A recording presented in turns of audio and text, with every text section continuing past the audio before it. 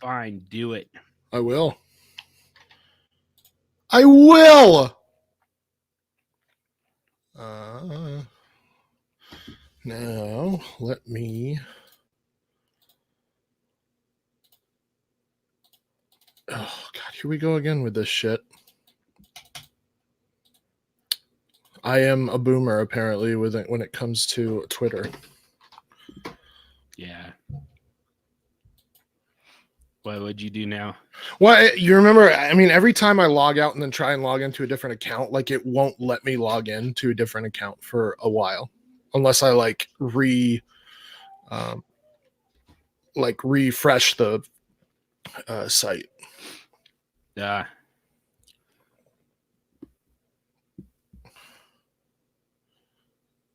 Actually, there we are. Okay, let me tweet this out real quick. How are you, my friend? Awesome, man. Today's my 1-year anniversary. Wedding congratulations. Gracias. That's great. Yeah. Yeah. So what are you doing? Podcasting and then watching football. We celebrated yesterday. So. Oh, okay. Because she knew. Yeah. God, what a great woman you have. I know. I definitely hit the jackpot as far as that stuff goes. Let's see, where else can we go here?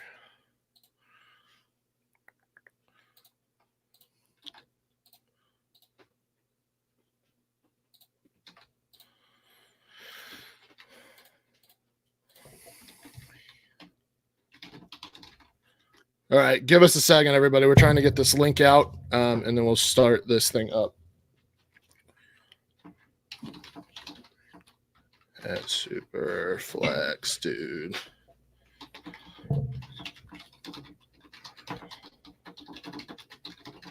Week and answer. Is Josh Jacobs playing today? Have we heard anything? He was a true game time decision. Oh God, that's so messed up. All right, welcome everybody. We don't have a lot of people here as of yet, but I'm sure they will be shuffling in as we get more retweets out there. It's the first week of most people's playoffs, so congratulations to those who care enough to watch this and are in the playoffs. Obviously, this is the most important, or one of the most important weeks of the year. So congratulations to you making the playoffs. I'm here with John Hogue. I am obviously at FF Stompy or Stompy on Twitter. Superflex dude on Twitter for John Hogue here. Yeah. Unfortunately, we don't have Matt again.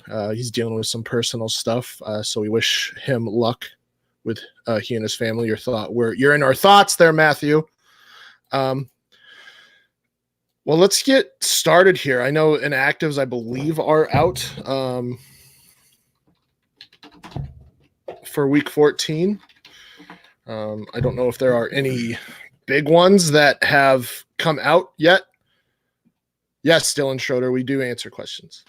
So send us your questions. Send your questions in if you're viewing this and have start-sit questions. We are more than likely going to answer them.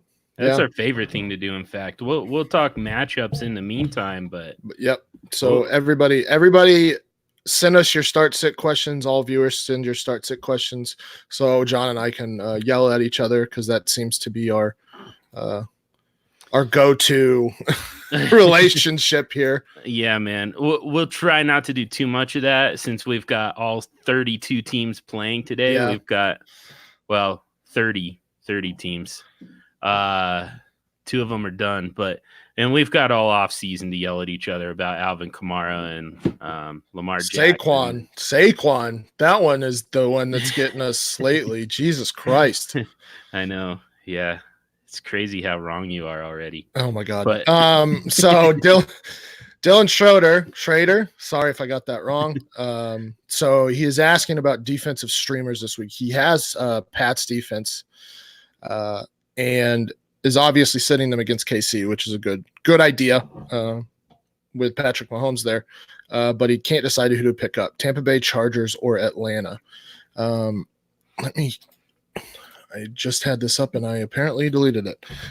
Tampa Bay plays. I just forgot. Yeah. And I didn't bother to write down the actual matchups. They're at home against the Colts. Yeah, I don't trust that secondary. I know Brissett's struggled this year. So I'm not going to trust. I'm not trusting Brissett, but I'm also not trusting that Tampa Bay defense. Jameis Winston puts them in some very bad situations. So, yeah. And the over-under on it, at least at the beginning of the week, was 50.5, which I believe is the highest of the week. So, really not trusting Tampa Bay. Chargers have the Jacksonville Jaguars. I'm probably going that route. I get that Gardner Minshew is back, but the Chargers rank among the league's best in terms of passing defense. And Gardner Minshew is a rookie.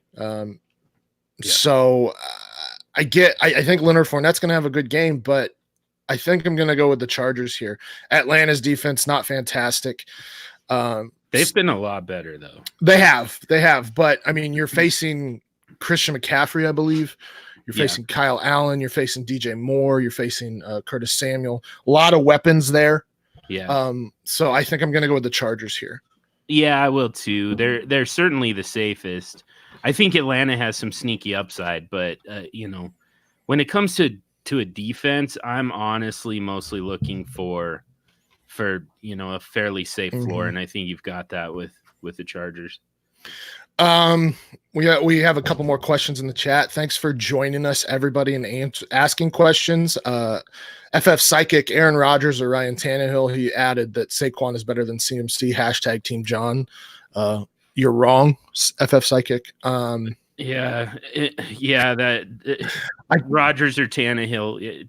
That's just. So James the Brain I was going to bring it up too. under his burner account, just to troll both of us, and then he probably left already. So, yeah, congratulations, James. Oh, it is. Now that I see the Avi, it is absolutely James. Yeah, that used to be his Twitter name. His Twitter name for a long time was FF Psychic or something like that, but. He kept getting random follows from like actual quote unquote psychics and mediums and stuff. Why? You should have kept that. What are you doing? I know. And they were telling him way too much about his future. So he's well aware at this point of the exact day and way that he's going to die. And that he couldn't deal with that anymore when he's just trying to play fantasy football. I see. So it's not a serious question. I'm still taking Rodgers this week against Washington. Right. I think his touchdown upside is higher than Ryan Tannehill. I do like Ryan Tannehill as a start this week. In fact, I'm starting him in one of my leagues this week. It's a very good matchup for Ryan Tannehill. He's been the QB5 over the past 5 weeks. So I do like Ryan Tannehill this week, but I would definitely go with Rodgers. But I know that's not a realistic question from James there. We actually do have a real question. Meyer164, Powell, Belial Powell, who is getting the start because Le'Veon Bell is out, or Rashad Penny this week. I believe the Seahawks played the Rams, so kind of a bad, or I wouldn't say a bad matchup, but not a great matchup for Rashad Penny, Chris Carson, and they're splitting the backfield there, so I'm going to go with Powell. Faces Miami this week. A lot better matchup, and he's probably going to get a majority of the touches there. So, yeah, I think I'm going to go with Powell on that one. Yeah, I will too. I will say, though, and I mean, I've been pretty high on Bilal Powell for a while now. I actually felt like he's been outplaying Le'Veon Bell. Obviously Lev has been getting the majority of the work, but when Bilal Powell has been on the field, he just looks more fresh. He looks, he's been more explosive. I've been a low key fan of Bilal Powell for several years. So, all that said, this is not the smash spot that people think. First of all, Ty Montgomery still looms. We never know, especially with Adam Gase. We have no idea how this is going to play out. Second of all, Miami's actually been pretty good against the run. They've only allowed 4 rushing touchdowns all year, and I believe all of those were before their bye. If I remember right, before their Week 5 bye. So they've been a lot better of late. Though Miles Sanders had a good game against them. The combination of Chubb and Kareem Hunt had fantastic games. Then they had the combination of Singletary, Gore, then they had Buffalo and Indianapolis. Mac did run for 74 yards, though he's not really heavily involved in PPR, or in the passing game. And then before that, Le'Veon Bell actually had 20 points. James Conner had 24. So there's a chance for yardage if he gets enough volume, and that's the problem. That's not a given. Partly because, we don't know how that committee is going to shake out, number one. We don't know for sure that Powell is going to be their feature back. And number two, Miami's so bad against the pass that it's pretty easy to abandon the run and just dunk on them all over the place with the passing game. It's fair. I guess my hesitation is that the Rams have definitely been better against the run of late. Agreed. Though last week they gave up, or in week 12, they gave up a ton of points to Mark Ingram. They gave up a lot of points to Joe Mixon, though he didn't really run for a lot. So I guess because I feel better about the matchup, I gotta lean Powell. But it's definitely a tough question to answer. Yeah, I agree. It's Powell for me, but there's a chance you've got better options. We have another one ongoing here. He asked me this on Twitter. Mike Williams or Golden Tate? Golden Tate obviously has Eli Manning. Mike Williams faces Jacksonville. My fear there is that he gets matched up with AJ Bouye. And while Mike Williams did go for, I believe, 100 yards last week, he depends on those long catches, those 50-yard plus catches.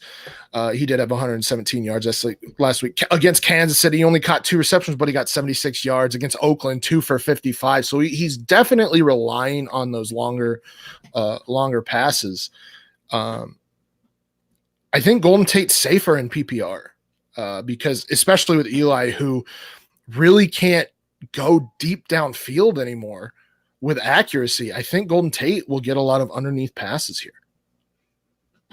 Yeah, man, and obviously a much better matchup for Golden Tate. Part of the problem is, you're going back to Eli Manning. There's and you've got Sterling Shepard back. I believe you've got Darius Slayton. There's and then obviously Saquon Barkley. You've got kind of a lot in the way of Golden Tate on what's likely to be a fairly low volume passing attack. So for that reason, I still have Mike Williams ranked ahead of Golden Tate. I will say that it's close enough that I don't know that you can necessarily get that one wrong. I think where again, I'm leaning here Tate because of the PPR. Mike Williams, like I said, not heavily involved. though he did have 7 targets last week, but before that 4, 3, 5, 6, 6. He's not heavily involved, and like I said, of late over the past 5 weeks specifically, he's depended very much on those deep passes. And I just don't know if you can really depend on Phillip Rivers to be able to make those passes accurately. So yeah, I think I agree in terms of I don't know if you can go wrong, but leaning Golden Tate because of the PPR side of things here. Yeah. One more question in the chat here. ACM Ogo, I think Akmogo, whatever. Darnold or Fitzpatrick this week? Let me check. How I have that one ranked. I mean, I guess I have Darnold 2 spots ahead of Fitzpatrick. Yeah, and I think I stand by that. Miami's allowing the second most fantasy points to quarterbacks, and like I said earlier, part of my reservation with Bilal Powell is the fact that you can throw on Miami so effectively to a point where I don't know how much they're really going to run the ball. With Sam Darnold throwing to Jamison Crowder, Robbie Anderson, and Demaryius Thomas, and then Ryan Griffin. I kind of think Sam Darnold sleepwalks to 302 touchdowns here. I'm going to go with Fitzpatrick because he's just chucking the ball. He did have 26 fantasy points against them the last time they played. Jamal Adams is doubtful, I believe. Let me check that real quick. And if Jamal Adams is doubtful, I just feel a lot better. Oh, no, he's active. I apologize. Huh. Yeah. Regardless, I still think I'm going with Fitzpatrick because he has just been chucking the ball with reckless abandon, if you will. How close is it for you? I mean, it's pretty close. Rosen has been so inconsistent. Darnold? Yeah. Yeah. Or I said Rosen. Yeah. Darnold has been so inconsistent. It's tough. Yeah.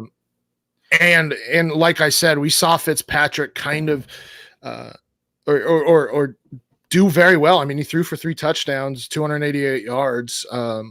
So against them last time versus New York. So I'm going to lean Fitzpatrick, but again, I would much rather have somebody else in that situation. There's a lot better matchups out there. Like I said, Tannehill. I mean, I know Tannehill's a good one. David Blau might actually be a decent or a better option than Darnold or Fitz this week as well. Yeah. So just to make sure that we're actually helping people here, I guess the way that we can break this down is Sam Darnold, I think, has a higher floor. So, if you're the lower seed, or you're projected, you have a lower projection, or you happen to go up against like Mitchell Trubisky or Allen Robinson. So now you're kind of chasing points. I think you want Fitzpatrick. I think he's got the higher ceiling. So that's kind of that's a little bit more of a home run swing. If you're just kind of protecting a lead right now, I would go Darnold. I think he's safer. I think I can get behind that. I think over the last 5 weeks, I believe Fitzpatrick has been the better quarterback. But yeah, with the matchups, I do believe that Darnold is the better floor. Fitz is the better ceiling, just because, like I said, they're going to chuck the ball. Yeah. All right. So with that, we are going to start talking about our matchups this week. First one we'll talk about Carolina Panthers at Atlanta Falcons. The over-under is 48.5. Falcons by it's basically a push at this point. Falcons by 2, or giving 2 points. This is kind of a start everybody matchup, right? There's nothing that you're really afraid of here. I don't know if Julio is active or not. But it sounded like Julio was going to be active. Sounds like he returns. Sounds like Hooper returns. So you're getting both of them at full strength. That's right. Devonta Freeman gets a fantastic matchup. He's been heavily involved in the passing game, but now he gets a bad run defense as well. So Devonta Freeman's a good start. With Hooper back, with Julio back, with Calvin Ridley, with Devonta Freeman, Matt Ryan is a good start this week, a QB1 start this week. On the other side, you're obviously not sitting DJ Moore. You're obviously not sitting CMC. Do you trust Kyle Allen this week against Atlanta? Somewhat. I've got him as a kind of a mid-level quarterback too. I mean, on paper, it's a great matchup. You know, against the defense that's allowing the third most fantasy points to quarterbacks, but Atlanta's been quite a bit better over the last few weeks, and we've talked about this quite a bit. The fact that, you know, defensive coordinator Raheem Morris took over the play calling duties from Dan Quinn, and since then Atlanta's defense has actually been sneaky good. So, you know, I think you probably have better options. You know, even like in a super flex league, in a QB1 league, you absolutely have, you know, streaming options out there. But you know, I think that he's still he's kind of a fairly safe high floor type of start.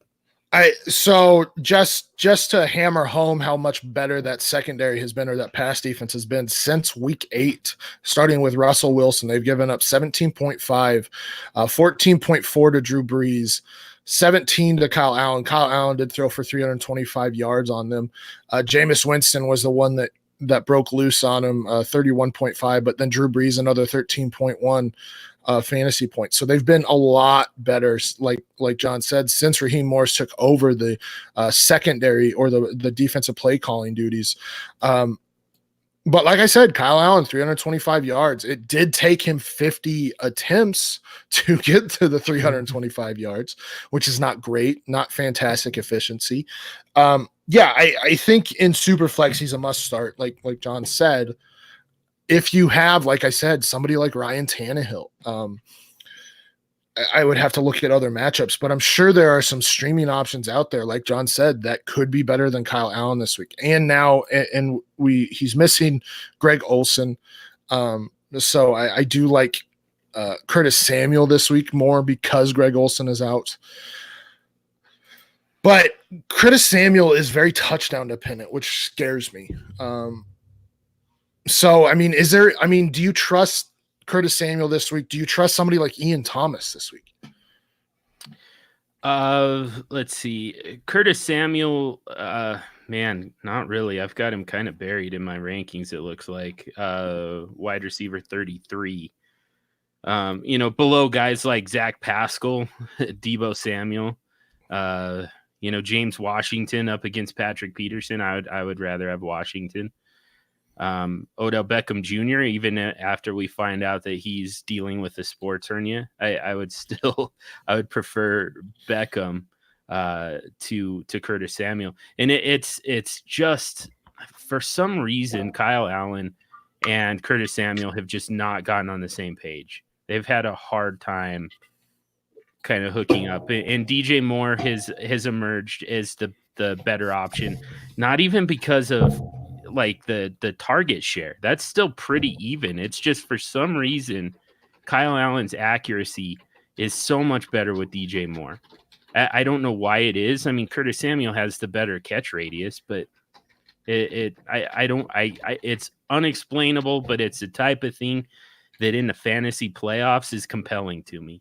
And I'm trying to get Curtis Samuel out of my lineup, even though he's got a really pretty good matchup here. So yeah, with that, I am debating starting Shark or Samuel this week. Shark has not a fantastic matchup as well, though Shark has kind of the big play upside. Who would you start in that situation? Yeah, I've got Shark. I don't know. The Jalen Ramsey effect just hasn't been. Or no, he's got Casey Hayward, which, you know, Casey Hayward has been more kind of playing sides rather than shadowing. Mm-hmm. So they can move DJ Chark around the formation and get him away from Casey Hayward. And we know that Gardner Minshew targets DJ Chark relentlessly, kind of regardless of the matchup. So, DJ Chark to me is a low end wide receiver too, and I would prefer him by quite a bit over Curtis Samuel. And then we know Greg Olsen is out. Ian Thomas is intriguing, but Atlanta, the one thing they have been good at is stopping tight ends. And who's the interim coach? Anyway, they basically said that they would be doing a tight end by committee. So I don't think Ian Thomas is a trustworthy start this week either. Moving on to our next matchup, Baltimore Ravens and Buffalo Bills. This one is interesting because the over-under is 44. The Ravens are giving 6 points. Two run-heavy offenses. I just don't know if they're going to reach that 44. I understand the Ravens are the highest scoring team in the league, but I just feel like this is going to be a lot slower game personally. Yeah, probably. I mean, I think that the Ravens are still gonna they're gonna have the Bills chasing points. I just don't know if they're gonna be able to catch them. So, I don't know. It's on paper it's a pretty bad matchup, just kind of for everybody. In reality, I mean, I still have Lamar Jackson ranked as my number one quarterback for the week. And he's just at this point, you can't not start Lamar Jackson. And I hate start your studs. I hate when people say, play the guys that got you there, because it's a failure to acknowledge that these guys' situations can change. But that being said, I mean, Lamar Jackson to me is probably the only rubber stamp starter in this entire game, in all of fantasy football. So, I don't know that I'm going to trust any of the Bills. I think Josh Allen is kind of a low end starter in QB1, probably a must start in Superflex still, but Lamar Jackson and Mark Andrews are really the only guys that I'm truly trusting in this game. Yeah, I mean, I think I can trust Ingram just because of the threat of Lamar Jackson's legs. Buffalo is also not as good against the run. I don't think the suggestion is that Lamar Jackson will have a bad game. I think he's going to have a fantastic game because obviously when you get 80 plus yards, there's 8 points right there. So that floor is huge. And again, the same with Allen, not nearly as high, but he's got a high floor. His ceiling's not as high, especially in this game. I don't mind Singletary. The Ravens have been meh on against the run. They've been just a fantastic defense of late, but they have been not as good against the run, I suppose. They did give up 146 yards to Raheem Mostert last week. But yeah, the pass catchers, it's not a good matchup whatsoever. I mean, John Brown is almost matchup proof, but not quite matchup proof. Because like I said, the Baltimore Ravens have been a lot better of late, especially after the acquisition of Marcus Peters. So you can probably expect the floor from John Brown, but definitely not the ceiling. I would be looking elsewhere. If you could start somebody like Alshon Jeffrey over John Brown, I would be doing that in a heartbeat. So yeah, I think I agree. I trust Lamar, Mark Andrews, and Ingram the most in this matchup. Josh Allen, probably not a bad start just because of his floor, but those pass catchers, I'm looking elsewhere if I can. All right. Moving on to our next matchup. We're going to try and get through these again. We have 16 games this week, no buys. Cincinnati Bengals at Cleveland Browns. I'm not in love with this game. But then again, when I think about it, not great defenses, and Andy Dalton being back with Cincinnati, maybe a little bit better. The over-under is 43. On Cincinnati, I mean, I think Boyd's a must start. They don't really have anybody in the slot. I believe they are much more vulnerable to slot wide receivers. Let me double check that real quick. I believe John Ross is back this week. James Washington did have a game against Cleveland last week for 111 yards and a touchdown. But do you really trust John Ross in his first game back against Cleveland? No. I don't know. I don't know how far I'm going to trust John Ross going forward, just kind of in general. Definitely not in his first game back. I mean, that he's the field stretcher, and I'll be honest. I mean, kind of where they're at in the relationship between Cincinnati and Andy Dalton right at the moment. I wouldn't be surprised to see Andy Dalton take some deep shots, but I just think that he really focuses in on Tyler Boyd. That's all he's really interested in doing. I think Joe Mixon has been pretty involved in the passing game, and I think that continues. And I think Auden Tate gives you kind of the perfect complement to to Tyler Boyd. Really, I mean he's got the AJ Green size and catch radius. He doesn't have the speed, but he's kind of that big body target that that can get position and move the chains. He's kind of a safe type of guy, and I think that just kind of makes the most sense for their offense. I would prefer Auden Tate. I don't really want to start either of those guys. Tyler Boyd is the only guy I really want to start. Yeah, I'm not starting any of those outside receivers, especially with John Ross back. I think that takes a little bit away from Auden Tate. But like I said, they face Ward and Greedy Williams on that outside. So not terrible matchups, but definitely not the best matchups, especially with Cincinnati. So I think it's Boyd and Mixon and nobody else really avoiding that tight end situation altogether. What about Andy Dalton, though? I mean, it's not the worst matchup. Andy Dalton's not the worst QB. Can you trust Andy Dalton to put up some points this week? Not really. I mean, here's the problem. He only has multiple touchdown passes once in his last 7 starts.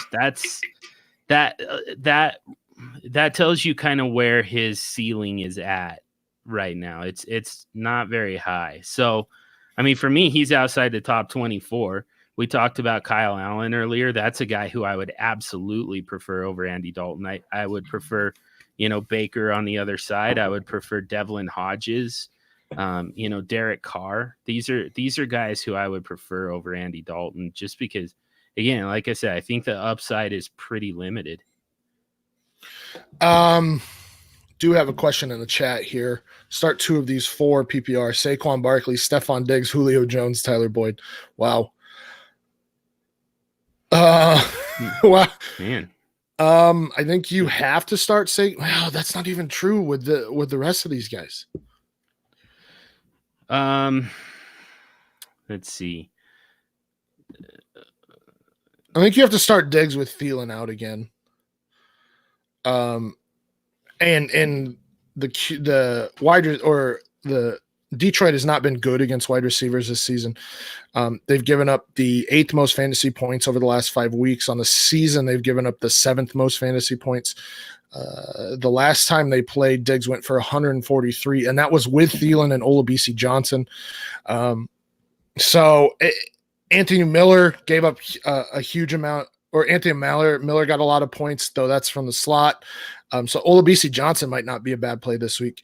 Allen Robinson had 86 and a touchdown. Terry McLaurin had 72, his best game since with Dwayne Haskins. Michael Gallup had 148. Randall Cobb had 115. Yeah, I think you have to start Diggs this week. And then after that, that's where it gets tough. Yeah, I actually have Julio ranked ahead of Diggs, so I'm kind of leaning towards Julio and Diggs since it's PPR.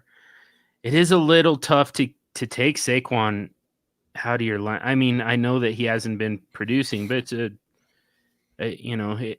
he's going to be pretty heavily involved. Most of his production, in last year when he was the RB1 overall for fantasy, right?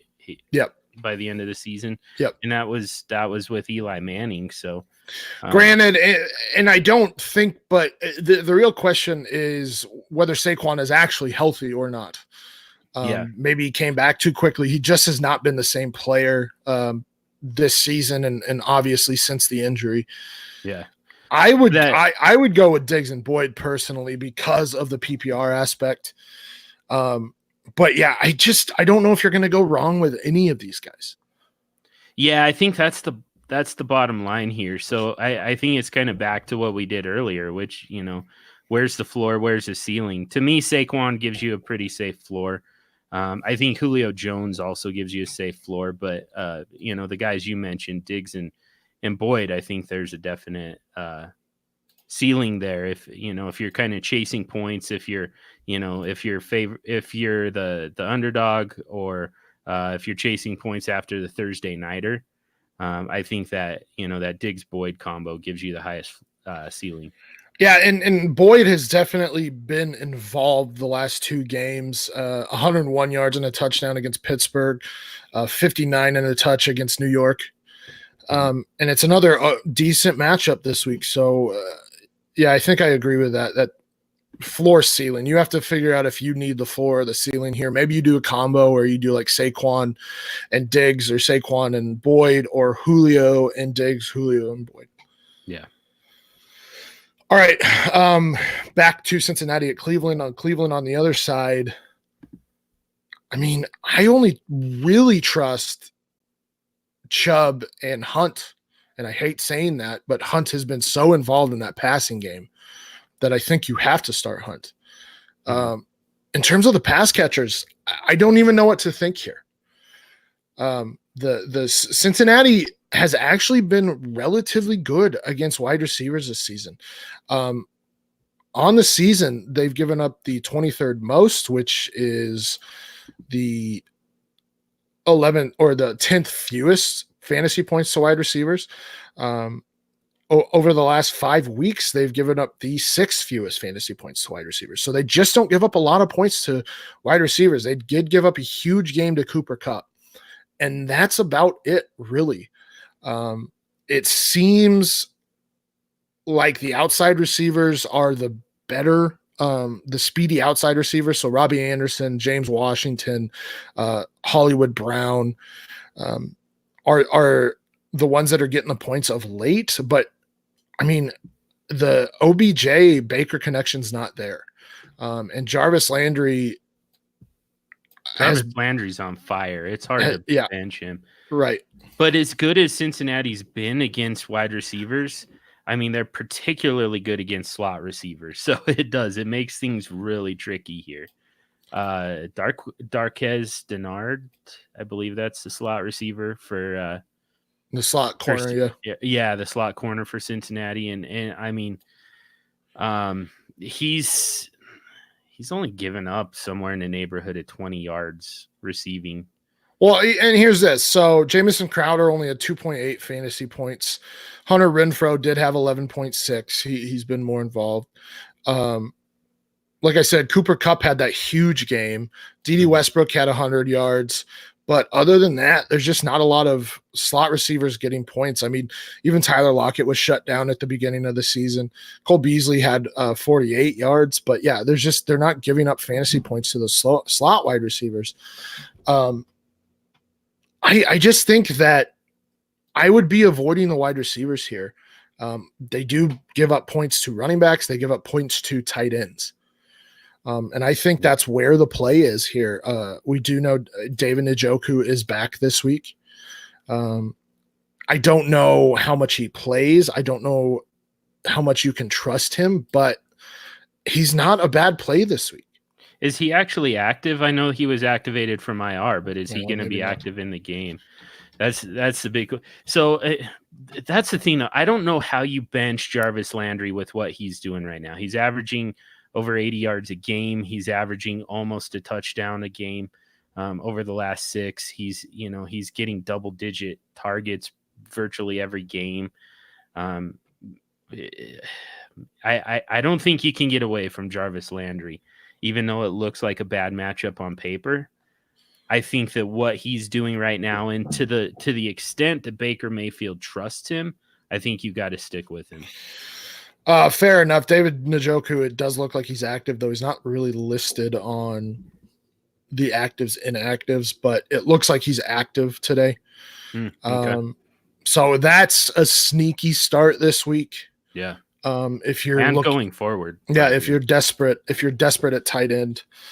But yeah, the prospect of sitting OBJ is tough, but when you're in the playoffs, you can't really, that's where start your studs kind falls apart. Yeah. Like it's just one of those things where it's like, we know OBJ has not been good this year with Baker.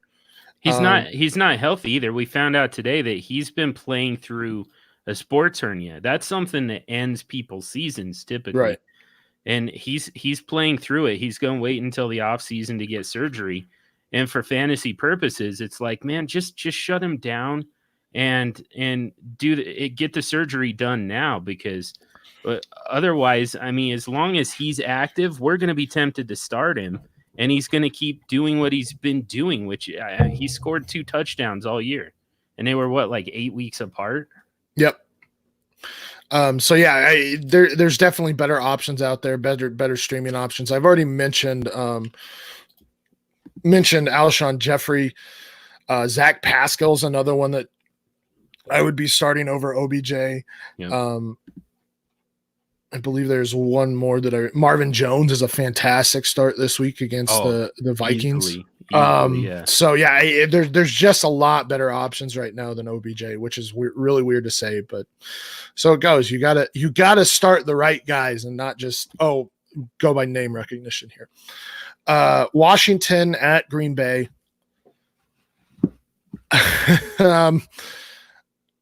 I'm not really starting any Washington players. I just can't do it. I understand Geis was fantastic last week, and the Green Bay Packers present a good matchup, but you can't trust that efficiency from last week. If I were the Packers, I would be stacking the box and making Dwayne Haskins beat you, especially with those cornerbacks in that secondary, they have not been nearly as good the second half of the season, but they're still good. I would make Dwayne Haskins beat you. And I think that's what's going to happen today is they're going to stack the box. Darius Geis is not going to have nearly the efficiency and he's splitting touches with Adrian Peterson. So I'm avoiding that situation altogether. Terry McLaurin has had one double-digit fantasy game with Dwayne Haskins, hasn't scored a touchdown with Dwayne Haskins, I don't believe. So yeah, there's nothing to like on the Washington side, is there? I mean, I think you can still trust to a certain extent. I think you can still trust Darius Geis. I mean, Green Bay is still giving up the 5th most points to fantasy running backs, and they know that they can stack the box a lot of the time and just key in on the run, and it still hasn't been working for them. They can't stop the run. That's just kind of the bottom line. Oh, and that's true. And I think the situation for me though is, let's look at the quarterbacks they've been facing, because I think we can say that Dwayne Haskins is the worst starting quarterback in the NFL right now. And that's not a comment on his future success. It's a comment on what he is right now. Sure. And he has been awful since becoming a starter. I mean, last week they faced Daniel Jones, which is not the best start, but he's far and away not the worst. I hate Jimmy Garoppolo, but he's not even close to Dwayne Haskins in terms of bad. Kyle Allen, Phillip Rivers, even Matt Moore would have been a better start, though they did stop the run against Kansas City. I think it's more about the quarterback than the running backs at this point. Yeah, no, I think that's fair. The one thing about it though is Washington's kind of in a situation where, even even if you get out ahead of them, they're not necessarily going to chase points. That's kind of not what they're doing at this point. It's all about the development of Dwayne Haskins and his offense as a whole. So, you're not going to really force them into a situation where they're going to abandon the run. They're going to run the ball. That's just what they do at this point. And it's because of the fact that Dwayne Haskins is just absolutely horrible. So I think the bigger issue for Darius Geis is the fact that Adrian Peterson is still equally involved. So, Darius Geis, as great of a game as he had last week, it was, he was extremely efficient.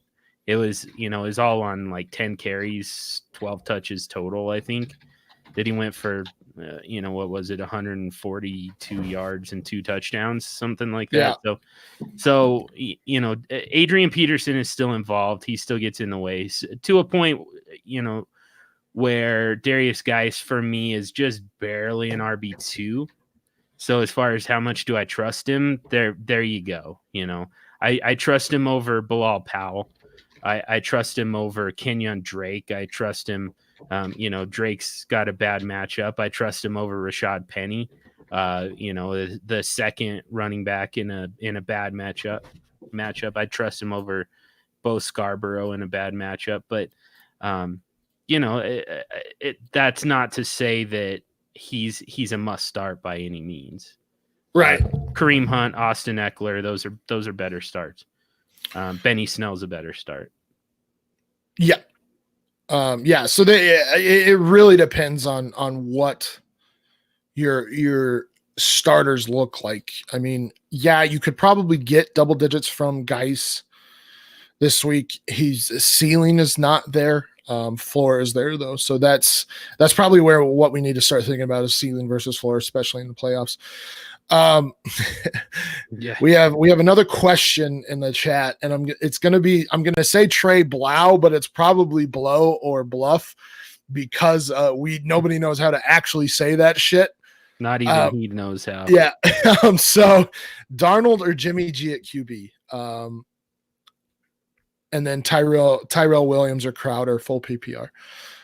I'm going to go with Darnold here. Jimmy G is facing New Orleans.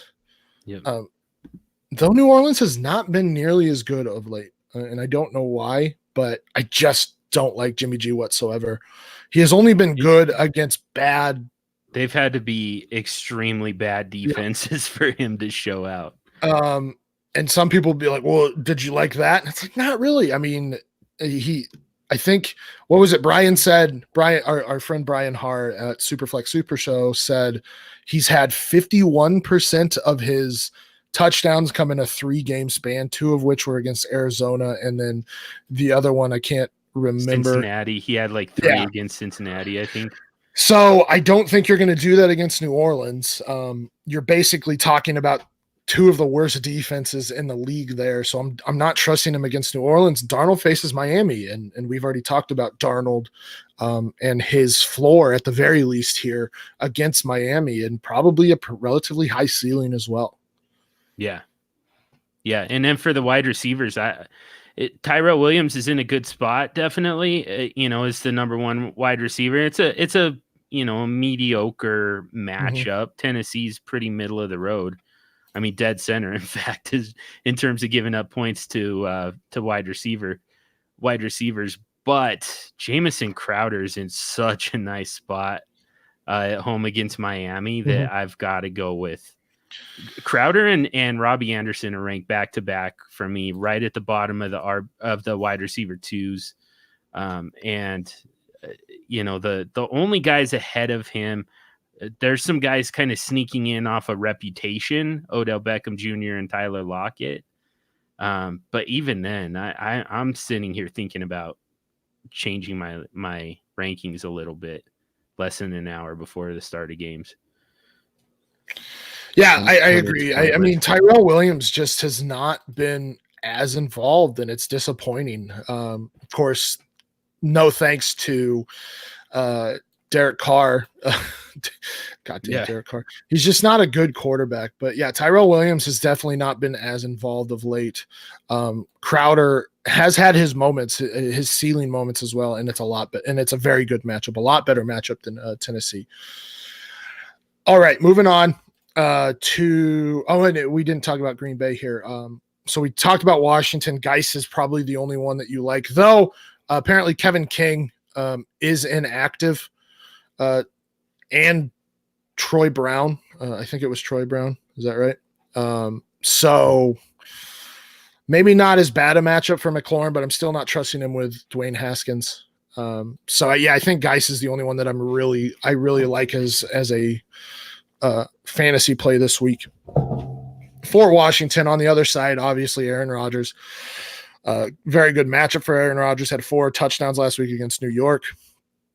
Devonta Adams must start. I have not seen if Jamal Williams is active. Let me look here real quick. Just to throw something in for anybody who happened to miss this. Will Fuller has been ruled out today. Ooh. I didn't even know that was a possibility. I think he played at full strength last week. So kind of a surprise inactive. Although with Will Fuller, it's never a total surprise when he's inactive anymore. Not we don't like the term injury prone, but Will Fuller is I think injury prone for him is something we're getting there for sure because of his soft tissue injuries. I think Ethan has conceded that soft tissue injuries can make you injury prone. Especially because of what Will Fuller does. He's more of a speed guy. They have tighter muscles. He's more injury prone. It looks like Jamal Williams is active. So with Aaron Jones and Jamal Williams, we've talked about this, but Aaron Jones has only scored. He scored 3 times in the last 7 weeks, but it was all in one game. So he has not scored in 6 of 7 games. Are you trusting because of the split with Jamal Williams and Aaron Jones? Who do you trust more first? And are you going to be starting either one of these guys? Definitely Aaron Jones is the guy I trust more because he's the guy that they trust more. And it's just kind of eye test. He's just the better player. Like it's been a really frustrating situation. And at some point, I hope Aaron Jones finds his way out of Green Bay, by the way, because they're never going to fully trust him for whatever reason. But it's very obvious that he's just the better football player. But I do trust him more. I think he's also more involved in the passing game. He's the better receiver. So in Washington is a pretty good matchup for running backs, allowing the 8th most fantasy points to running backs. So, it's a pretty good spot for Aaron Jones. I've got him at running back 12 overall. So, not quite a must start, but definitely an RB1 for the week over guys like Todd Gurley and Devonta Freeman. Look at my little girl. She's cute. Yeah. Sleeping? She looked like she was sleeping. She does not like being picked up. I don't know if I agree with the Devonta Freeman take. Devonta Freeman hasn't scored a rushing touchdown in over 2 years, by the way. Or not over 2 years, but almost 2 years. That's fine. He doesn't need to. But I guess here's my thing. In 3 of the last 4 games, he has single-digit fantasy points. Like I said, he has those huge moments. He has the 27.3 fantasy points in week 10, the 41.6 in week 8. But then you see the dips, and that's my concern here. I think because this is probably going to be a blowout, Aaron Jones will get more play here. I am playing Aaron Jones in a few places, but it's just hard. It's hard to trust the situation because Jamal Williams is going to take snaps. He is going to take touches. And then the other side, the other pass catchers. I think I like Lazard this week. Lazard seems to have gained some trust with Rodgers. MVS and Geronimo Allison have lost that trust. So I do like Allen Lazard this week. Yeah, he's officially, to me at least, he's officially taken over the wide receiver 2 role there. You can't even consider those other guys until you've already considered Alan Lazard. So, but I'm trying not to start him necessarily. I think that it's just way too diluted, just in general. Oh no, and I understand that. I mean, really, the only time that you need to start Alan Lazard is if like you have a lot of flex options or a lot of flex positions you need to fill. Super deep leagues. Same league I was talking about, Shark and Samuel. I actually am starting Alan Lazard over Samuel this week as well. Because I just don't trust that situation. And I like the matchup and the situation of late with Lazard. So, yeah, I mean, he's more of a flex consideration at this point, especially in those deep leagues. But yeah, Lazard's not a bad option this week either. We don't really need to probably talk about Jimmy Graham, because if you're trusting Jimmy Graham, that's rough. Yeah, especially with the way waivers have been lately. Caden Smith has been out there for several weeks, and Jacob Hollister still isn't completely owned. Mike Gesicki is probably still out there, and Jack Doyle is. People are pretty slow to catch on to tight ends, so and if you're still starting Jimmy Graham, you're kind of one of them. Yeah, you're slow. Catch up. Detroit Lions at Minnesota Vikings. I hope the line has moved. I don't know when this line was updated on Action Network. The line is 42.5. Vikings by 14 points. If I were to be a betting person, I would take the over and I would take the Lions in this one. That is wild. To cover or to win? To cover. Okay. Not to win, to cover, because Vikings are giving 14 points. Yeah. Man, that's a tough one. I mean, so Minnesota's at home. I think that makes a pretty big difference. We did see David Blau start off, looking more than competent on Thanksgiving. They were at home. It was a much tougher matchup, I'll give you that, but they were at home, and it really only lasted about a quarter. Mind you, it was Chicago as well. Yeah.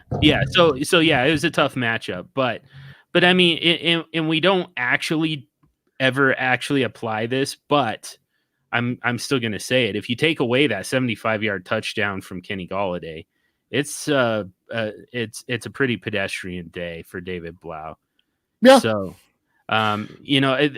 it's not nearly the pass defense in Minnesota that you had against Chicago, but I'm not convinced that David Blau is anything special. So I'm not either. I'm not at all either. But like I said, it was Chicago versus Minnesota. Minnesota's secondary is bad.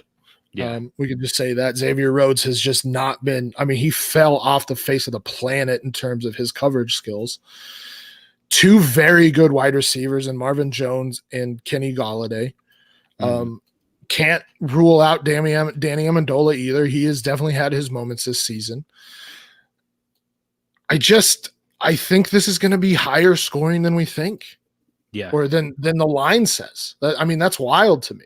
I agree with that part for sure. And then we already talked about Detroit.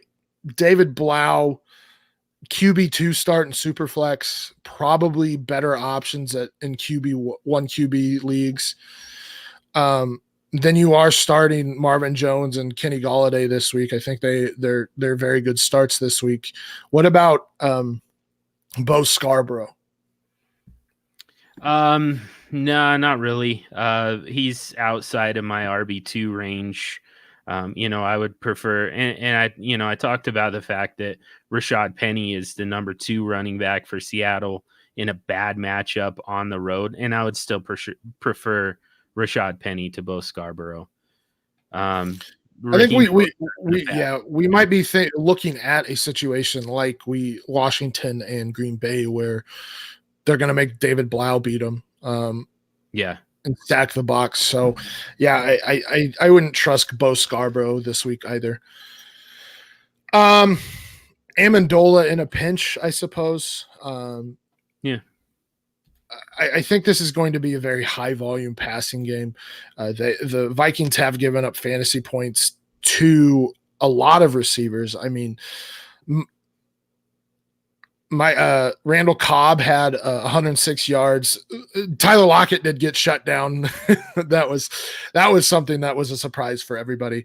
Danny Amendola had 105 yards the last time they faced each other. So I do like Golladay. I do like Marvin Jones, Amendola as a flex. And then, yeah, I think we're on the same page with Scarborough and David Blau here.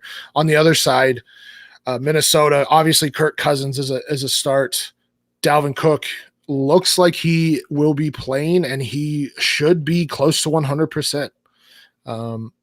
It doesn't look like he said he could have been playing or come back in the game last week if he was needed. So I'm not concerned about Dalvin Cook this week. Are you? No, if he plays, I mean, he's a top 4 option for me. It's just, man, such a good matchup. I guess the only concern is they get up big and he gets pulled. But all that really does is, I mean, in order for them to get to that point, Dalvin Cook gets you the fantasy points that you wanted out of him. It's kind of the perfect scenario for a fantasy owner, because you get the points from him and then they pull him and rest him for next week. It makes Alexander Mattison, a kind of a low end flex consideration, but a pretty sneaky one. I agree there. And on that, we have a question in the chat. Jassams asks, Cousins, Wentz, or Tannehill this week? Worried the Vikings get up early and Cousins doesn't get a ton of attempts. Mm-hmm. I like Wentz this week. I like Tannehill this week over Cousins, I think. I actually have Cousins ranked ahead of both of them, but they're literally back to back for me. 6, 7, 8 is Cousins, Wentz, Tannehill. So that's the order that I rank them. But I mean, yeah, you can't go wrong, and all three are kind of. It's a tough one because they're all three guys that you'd like to get into your lineup, unless you have one of those absolute studs like Lamar Jackson, Deshaun Watson already ahead of them. Right. Yeah. So, I mean, with Winston, I think all three matchups are fantastic. I think Winston, Tannehill, their defenses are more prone or are more prone to give up points this week than the Vikings against Detroit. So, I mean, it's kind of pick your poison there. Like I said, Tannehill's been a top 5 option. Wentz has got a fantastic matchup. So I'm going to go with Wentz here because of the option, the matchup. But yeah, you're not going to go wrong with either three of those. Continuing on with the Vikings, we already talked about Stephon Diggs a little bit. He's a must start this week. Kyle Rudolph has been much more involved since Adam Thielen went down. I don't love the matchup so much, but he's getting touchdowns. So he's a fantastic option this week in terms of tight ends in a landscape that doesn't have a lot of those fantastic options.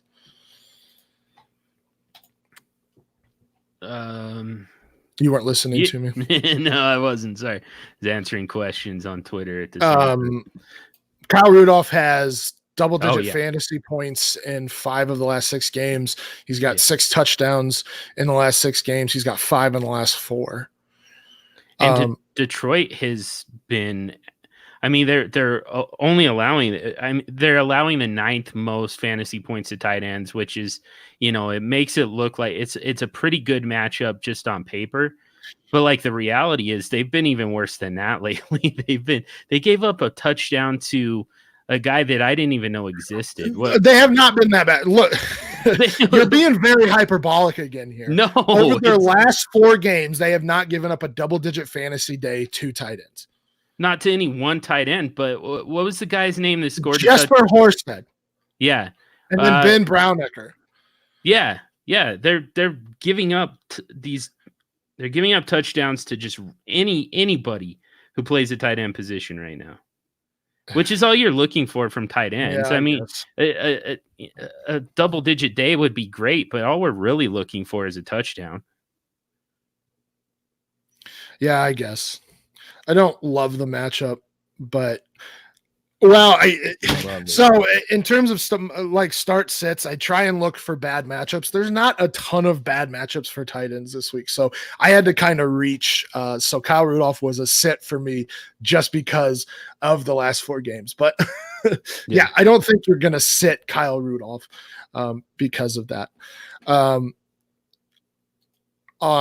What about Olabisi Johnson? Adam Thielen's out. We've already talked about Detroit gives up a lot of fantasy points to slot receivers. He seems like a very good option to me in like a flex spot.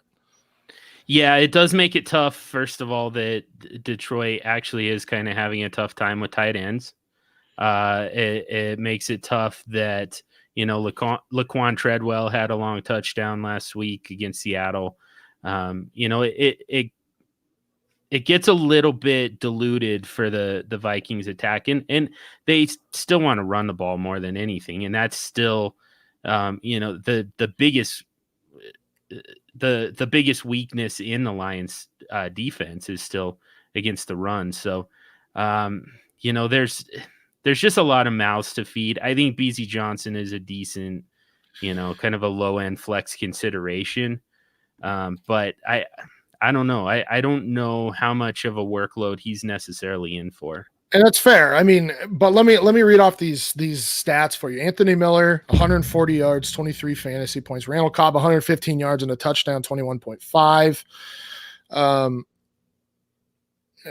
Renfrow, 54 yards and a touchdown. Golden Tate, 85 yards. We can go up top. Larry Fitzgerald, 113 yards and a touchdown, 25.3 points. Nelson Aguilar, 50 yards, 2 touchdowns. So it's just they give up fantasy points to slot receivers. Even Olabisi Johnson, the first time they played, 40 yards and a touch. So I guess in flex consideration, I don't mind starting him this week.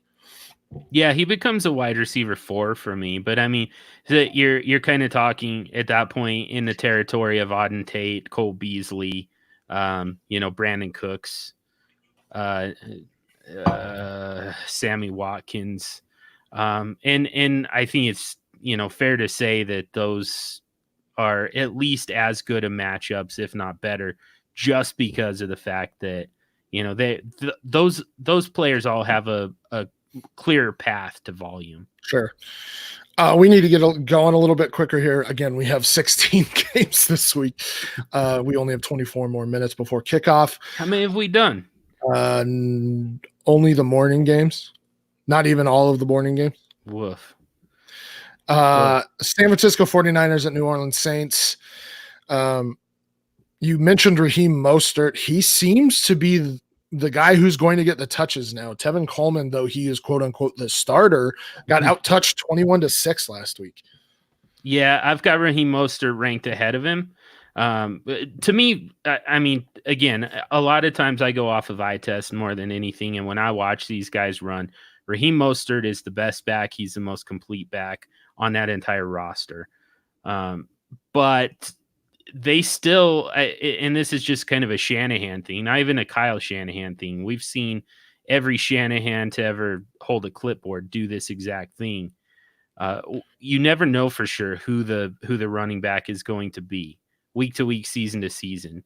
So last week, Raheem Mostert got the biggest share of the work, but we've seen Tevin Coleman do it. We've seen Matt Breida do it, in recent weeks. So Raheem Mostert, just because of that, gets bumped down into the high end RB3 range for me. You probably have better options. I think Alexander Mattison has a better chance at guaranteed volume than Raheem Mostert does. Okay. All right. George Kittle, obvious must start here. Are you wanting to play any of the wide receivers for the 49ers? I think Deebo Samuel's a decent start. I know he'll get, I think Marshawn Lattimore probably gets Emmanuel Sanders for the most part. So I think Deebo Samuel, he's going to get a plus matchup. So, the problem is he's capped by his quarterback. But he's still, a wide receiver 3, high-end wide receiver 3 for me. So flex consideration for sure. I'd rather start him over John Brown. I'd rather start him over Christian Kirk. Fair enough. Question in the chat: Cousins over Darnold or Fitzpatrick? I have it ranked that way. I've got Cousins. Cousins is the only quarterback who's not just kind of a rubber stamp stud. I mean, you can make the argument that Aaron Rodgers, but for me, the guys that are ranked ahead of Kirk Cousins, it goes Lamar Jackson, Deshaun Watson, Russell Wilson, Aaron Rodgers, Pat Mahomes. That's it. That's how good this matchup is for Kirk Cousins. Okay, so I agree with that. Cousins has as good of a matchup, I think, and he's got a higher ceiling. So, yeah, I would go with Cousins here. Back to our matchup here. On the New Orleans side of things, I'm starting Kamara. I don't know if you can start Breeze. I think Michael Thomas and Kamara are the only ones I'm starting this week for New Orleans. Murray, I mean, San Francisco's been prone or not bad against running backs, but that is their weakness on the defensive side of the ball. And Kamara is involved in the passing game, so you're not really sitting Kamara. Michael Thomas gets a ton of volume. Jared Cook has been heavily involved of late, but bad matchup against San Francisco here. Yeah. I don't have much interest in any of them. Jared Cook's outside my top 12 tight ends. Drew Brees is quarterback 21. I mean, Drew Brees could be sneaky. I wouldn't be shocked to see Drew Brees go off. I mean, he's historically his home road splits are pretty dramatic. So the fact that they're at home, I wouldn't be surprised to see him go off. I'm just not expecting it. Yeah, it's a lot higher risk than a lot of the quarterbacks out there. So yeah, really only going to trust Kamara and Michael Thomas this week. Our friend Kyle Sinra in the chat asking Alexander Madison or Jamal Williams this week. I've got I believe I have Alexander Madison. Oh no, I've got Jamal Williams one spot ahead of Madison.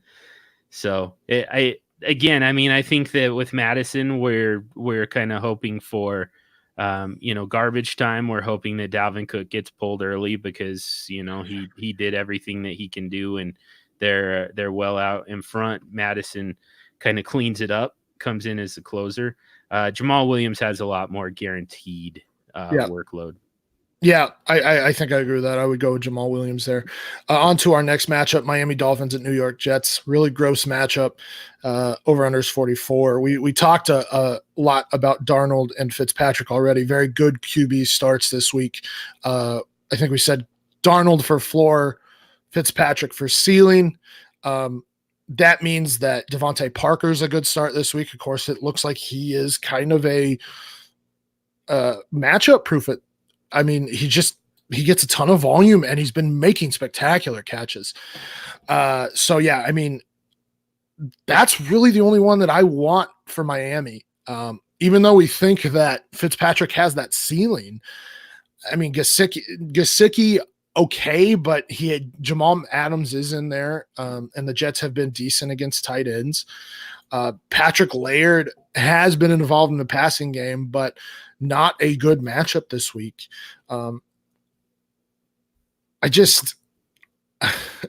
Sorry. Let me elaborate on that. The Jets have given up the fewest fantasy points to running backs over the last 5 weeks. So it's not a good matchup for Patrick Laird. He didn't look good on the ground, but he's involved in the passing game. So I don't love him there either. Is there anybody else that you would really want on Miami besides Fitzpatrick and Parker this week?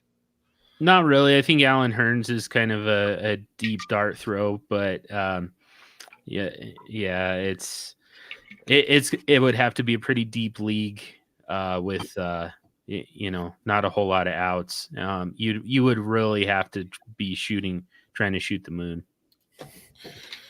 And then on the other side, the Jets, I like Robbie Anderson. You like Crowder. I don't mind Belial Powell this week, but it's going to be interesting to see what that split is with Ty Montgomery. I've been advising people to start Powell over some running backs, but temper your expectations there because we just don't know what that split's going to look like. Yeah, there aren't very many top running back like the RB1 in a given offense that I would take Bilal Powell ahead of this week. I need to see it first. And the problem is, I mean, this is kind of your one chance. Lev Bell's probably back next week with coming back from that illness. This is your one chance to start Bilal Powell. So you mainly picked him up just to keep him away from other people because I wouldn't really want to start him if I can avoid it. All right, so moving on here. Sorry. Well, actually, let's. What do you think about Ryan Griffin in that matchup? I didn't bring him up.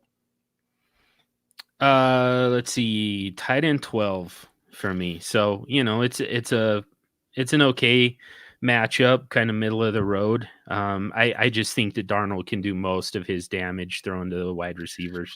Yeah, I think you're really hoping for a touchdown from Griffin, and that's what you can. I mean, if that's like your choice, like let's just say you have Jimmy Graham or Ryan Griffin, it's Ryan Griffin the whole way for me. Yeah, for sure. He's not. I would rather pivot to Vance McDonald over Ryan Griffin if that for matchup sake, right? Yeah. Jack Doyle too. Jack Doyle is Jack the tight Doyle end might be tight end 1 this week. Honestly, he's got a chance. I've got him ranked tight end 5, but yeah, I mean he's in that conversation. All right, moving through these real quick. Indianapolis Colts at Tampa Bay Buccaneers.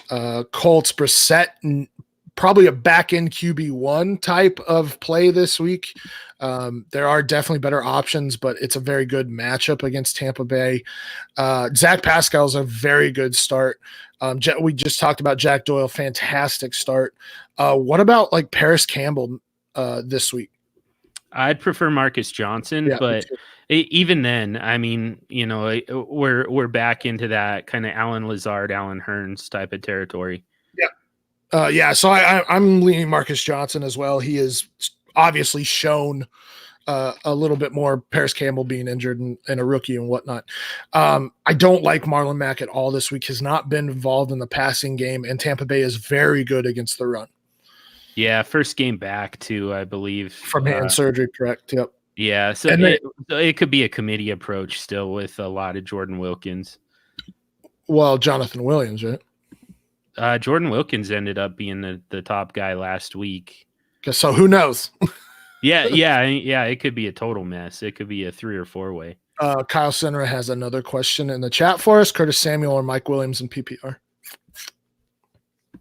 I'm going to go with Curtis Samuel personally. I think it's a better matchup than Mike Williams, but yeah, I agree. I've got it ranked that way. I don't love either. I think Curtis Samuel's more touchdown dependent. Mike Williams is more long pass dependent. Yeah, they're both kind of lower end flex considerations for me. I would, we just talked about Zach Pascal. Before that, we talked about Deebo Samuel. I prefer both of those guys. Either of those two. For the Tampa Bay Bucks, obviously Godwin, obviously Mike Evans. Wide receivers 2 and 3 for me, by the way, Godwin and Evans. Jesus Christ. Jameis Winston, if that's the case, Jameis Winston has got to be a QB1 at this point. I know we don't like him as a QB, no, but he throws for 300 yards. He's pretty good, pretty much good for 300 yards every week and then a couple touchdowns. So he's definitely a QB1 this week. Not trusting any of the running backs. We saw Peyton Barber take the fantasy points last week over Ronald Jones. Ronald Jones every other week. It's a mess. OJ Howard, it's a bad matchup for tight ends with the Colts. The Colts, I believe, are fourth or have allowed the fourth fewest fantasy points to tight ends over the past 5 weeks. So Godwin, Evans, Winston, nobody else. Unless you trust Miller. No, not really. The running backs, I would take Peyton Barber, but I've got them ranked back to back at the bottom, or more the top end RB4s. I think that Peyton Barber is probably the play, but just the fact that we have no idea tells me that I want nothing to do with it. Denver Broncos at Houston Texans. Sutton's basically matchup proof at this point, so you got to start Sutton. I think Phillip Lindsay's a good start this week. The Texans have given up, I think it's the most fantasy points to running backs on the season. Let me check that. No, sorry, over the past 5 weeks, the most fantasy points to running backs over the past 5 weeks. So I like Lindsay this week. Most receptions to running backs, I believe, for the season. Yeah, that might be too. So yeah, Lindsay this week. Royce Freeman maybe as like you said, an RB4 type, but not in love with that. He's just not as efficient as Lindsay.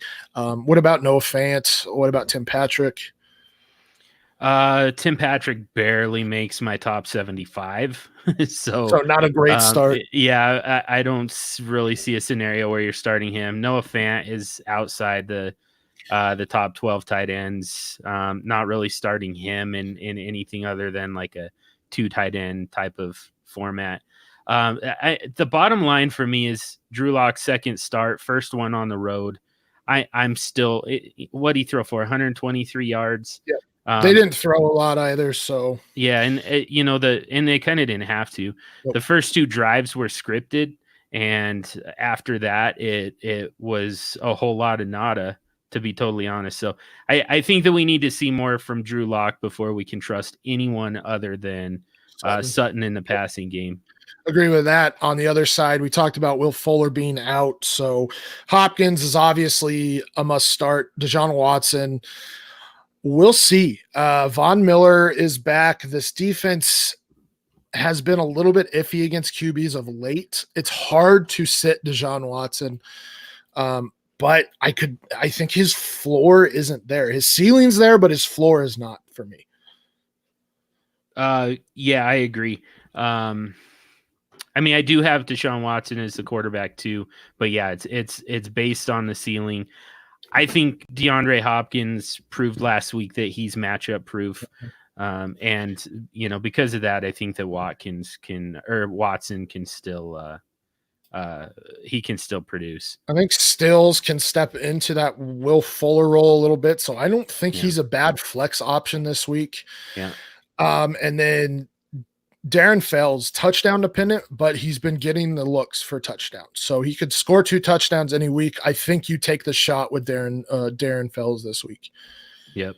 And then Duke Johnson is for me, he's just barely an RB2, but that's only because Carlos Hyde cuts in quite a bit. It's not a great matchup, but it's definitely the weakness of the Denver defense. And then Duke Johnson, in the passing game is where he really gets it done, and where he also kind of buoys Deshaun Watson a little bit. On this game, Kyle Center, another question in the chat. Carlos Hyde or Kenny Stills? It's PPR and 0.5 points for a first down. I'll go Stills. I think I got to go Stills here too. Yeah. Carlos Hyde just looks like he's worn out. Oh, you mean he looks like Carlos Hyde? No, he looks like Carlos Hyde after he's been the top running back. Carlos Hyde. He looks like Carlos Hyde. Okay. We'll move on here. We don't have time for this. No, we don't. Los Angeles Chargers at Jacksonville Jaguars. Fournette. I think this is a running backs game for me personally. It's Fournette and then the combination of Gordon and Eckler.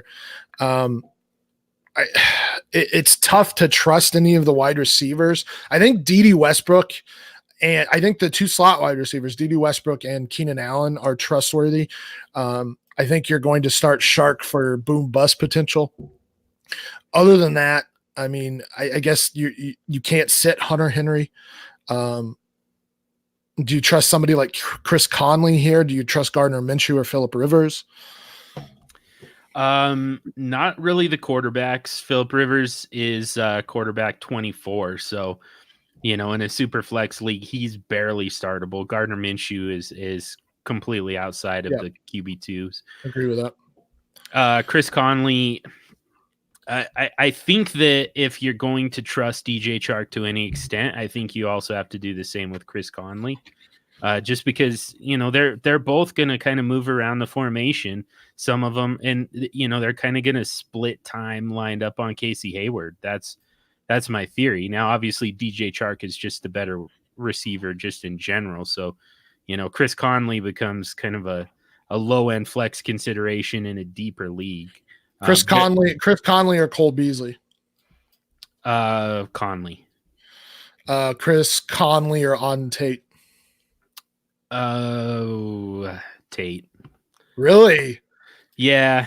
I think that he's gonna. I just think that he's got a bigger target share coming to him. More opportunities. That's all it is. Tough. All right, I'm gonna trust you here. Nice. All right. And then like I said, I don't like Mike Williams this week. I don't like Mike Williams most weeks because he's talk about boom bust. That dude is boom bust, and he doesn't score touchdowns. So yeah, I like it, now that I think about it, I like all of the pass catchers for Jacksonville. I just don't like Gardner Minshew. Which how's that gonna work? But I don't know. I think it's one of those. Still possible. I think it's one of those where I think one or two could go off, and he could have over 200 yards and a couple touchdowns, but that's not going to be fantastic in terms of, especially in one QB. So yeah, you're taking chances with Conley and Chark. I think, like I said, it's going to be a running backs game. So Fournette, Gordon, and Eckler could all be RB1s this week, personally. Yeah, for sure. Tennessee Titans at Oakland Raiders. We talked about Ryan Tannehill. I like Ryan Tannehill a lot in this matchup. He has been a top 5 QB since he took over. Don't like Derek Carr. Shaking his head at that. I love it. And now they're thinking about extending him, which is the best part of it. Oh, that's such a mistake. We'll see. Do it. We'll see. Derek Carr, low end quarterback too for me. I'd prefer to take a shot with Drew Brees. I prefer to take a shot with Kyle Allen. He's not trustworthy at this point. I mean, Derek Carr's just not been good. He's not a good quarterback. It's amazing what the loss of Hunter Renfrow did to that offense. Right.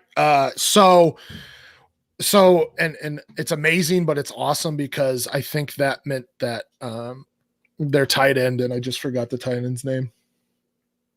Darren Waller, yeah. Got more involved last week, 100 yards, 7 receptions. Josh Jacobs, don't know if he's playing. True game time decision, has a fractured shoulder.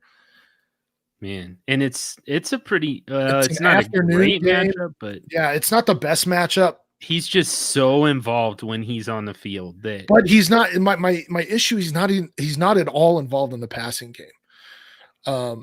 So he has a limited ceiling is the issue.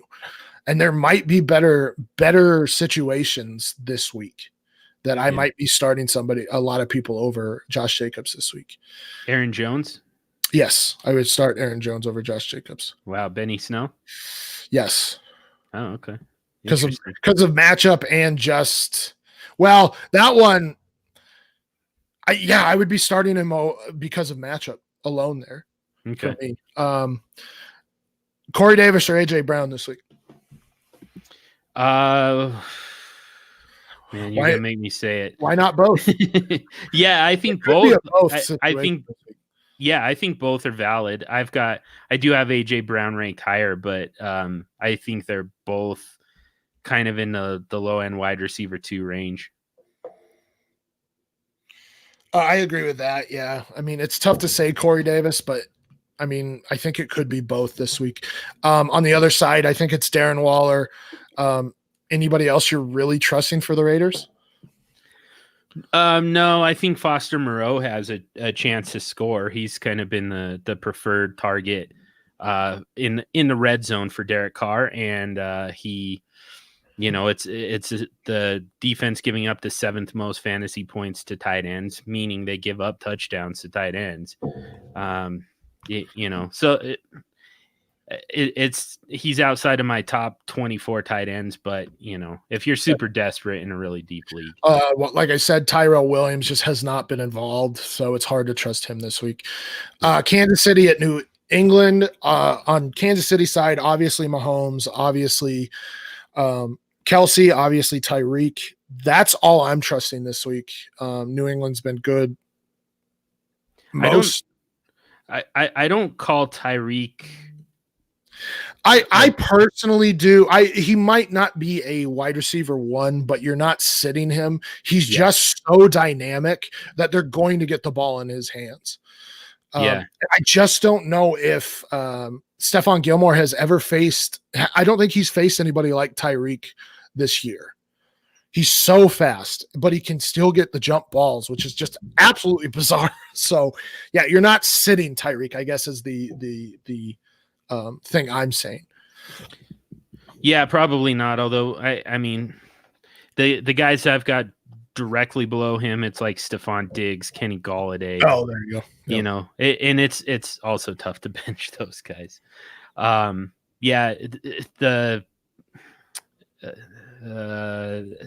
Absolutely nothing interests me in that running game. Right. On the other side, man, Brady looks old lately, and that kind of scares me. He is old. That's a future quarterback of your Denver Broncos that you're talking about. Jesus, I hope not. It's coming. I really hope not. Yeah, I agree. The matchup here for New England is the running backs, and it's both James White and Sony Michel. I think. I don't think you're going to sit Edelman, but it's not great. Right. And then I'm not starting any of those outside receivers, Dorsett, Sanu, or N'Keal Harry this week. Yeah. It could be a tight end matchup, Ben Watson and Matt Lacoste, but which one is going to get targets? And does Brady trust any of them? Yeah. Yeah, exactly. Yeah. I mean, honestly, it's like you said, James White, Sony Michel, kind of Julian Edelman. And then, I mean, the only reason that Tom Brady even registers in this, so he's a high-end QB2 for me. It is a decent matchup, and there's a good chance that they put him in a position where he's chasing points and you get some garbage time. Sure. That's the only angle for Tom Brady. It looks like games are starting to kick off, but we'll knock these next 3 out real quick. We still have more. Yeah, Pittsburgh, 16 games, dude. Pittsburgh Steelers at Arizona Cardinals. I don't like Devlin Hodges because they don't throw a ton, but I do like James Washington here because of the matchup. He's been a lot more involved without Juju. Juju's obviously out. We talked about Benny Snell. It's a fantastic matchup for Snell. Fantastic matchup for Vance McDonald as well. Yeah, Vance McDonald is pretty much guaranteed a touchdown. Yep. I think they've allowed touchdowns in every game but 2 this season to a tight end. Yeah. And including to some absolute nobodies. Absolutely. For Arizona, I don't think you're sitting Kyler because of his rushing upside, but he's more of a back-end QB1 guy for me. He's a QB2 for me and kind of a lower end. Oh, really? Yeah. It's just not a good matchup at all. It's not a good matchup for anybody, really. I mean, Kenyon Drake is not a good start this week. No. I think probably the best pass catcher this week is Larry Fitzgerald. I still think Christian Kirk. But, I don't love it because I don't either. I saw a tweet last week or this week that showed that both Joe Hayden and I can't remember the other guy's name. Minka Fitzpatrick. No, the other outside cornerback. I can't remember who's starting there, but both of them have allowed the fewest yards among those cornerbacks who have played 400 or more snaps. Have allowed the top 5 fewest yards this season to wide receivers. It's just not a good matchup for Arizona this week. Yeah, and those guys travel into the slot, so that's the other problem there. So, yeah, I mean, I think it's Fitzgerald, and I'm not trusting anybody else, but I don't love the Fitzgerald start either. Seattle at Los Angeles, obviously Russ. Chris Carson is matchup proof. I think Rashad Penny gets enough touches that he is a good flex option this week. Yeah. What about the receivers? I think this is a Tyler Lockett week, but I just don't know. Yeah, I've got Tyler Lockett ranked the highest of the Seattle receivers. Working from the slot, he probably avoids Jalen Ramsey. Mm-hmm. But is he healthy? That's it doesn't seem like it. I don't know of any other reason for him to get goose egged against Minnesota the way he did last week. So that's true. Yeah, it does make it tough. So to a point where Tyler Lockett is barely a wide receiver 2 for me. DK Metcalf is a wide receiver 3. I would prefer to take a shot with guys like Deebo Samuel and Zach Pascal to DK Metcalf, and I would prefer guys like Calvin Ridley and Keenan Allen to Tyler Lockett. Yeah, I hear you. I don't mind Jacob Hollister this week, though. The Rams have been decent against tight ends. DK, just not a good matchup. He's probably going to get Ramsey most of the time, so I think DK is going to get shut down. I think this is where the running game comes into the equation, and if Seattle's going to win, they're going to run the ball a lot. Yeah. Final game of the week: New York Giants, Philadelphia Eagles, Eli Manning. This is the way we're gonna end it. Yeah, I know. Carson Wentz. We talked about Carson Wentz. Carson Wentz is a very good start this week. Yeah. Possibly a top 5 option at QB.